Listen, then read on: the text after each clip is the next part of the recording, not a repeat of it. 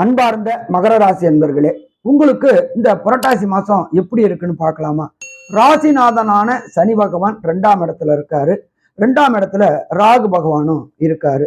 யாருக்கும் வாக்குறுதி கொடுக்கறத தவிர்ப்பது சிறந்தது. ஏன்னா காப்பாற்ற முடியாம போயிடும். ஏன்னா சனி பகவான் வக்ரகதியில இருக்காரு, கூட ராகுவும் இருக்காரு. உங்களுடைய எண்ணங்கள் அத்தனையுமே பிரம்மாண்டமா தோன்றும். பட் அதை முடிக்க காடிய காலகட்டங்கள்ல சில தேவையற்ற அவப்பெயர்கள் வரக்கூடிய வாய்ப்புகள் உண்டு. அடுத்தது நல்லது, நீண்ட நாட்களாக இந்த மகர ராசியை சேர்ந்த நண்பர்களுக்கு குடும்பம் அமையாம திண்டாடிட்டு இருந்தவங்களுக்கு குடும்பம் அமையக்கூடிய வாய்ப்புகள் உண்டு.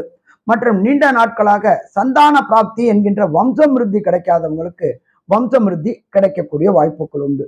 இரும்பு, ரசாயனம், கெமிக்கல் வியாபாரம் செய்யக்கூடியவங்களுக்கு இந்த புரட்டாசி மாசம் அதி அற்புதமான வித்தைகளை கிடைக்கக்கூடிய மாசம். சின்னத்திரை பெரிய திரை கலைஞர்களுக்கு புதிய புதிய வாய்ப்புகள் கிடைக்கக்கூடிய வாய்ப்புகள் உண்டு. ஸோ மொத்தத்துல பார்த்தோம் அப்படின்னாக்க இந்த மகர ராசி என்பவர்களுக்கு புரட்டாசி மாசம் அப்படின்றது அதி அற்புதமான மாசம்னு சொல்லலாமா? அதி அற்புதமான மாசம்னு சொல்லலாம். நன்றி, நமஸ்காரம்.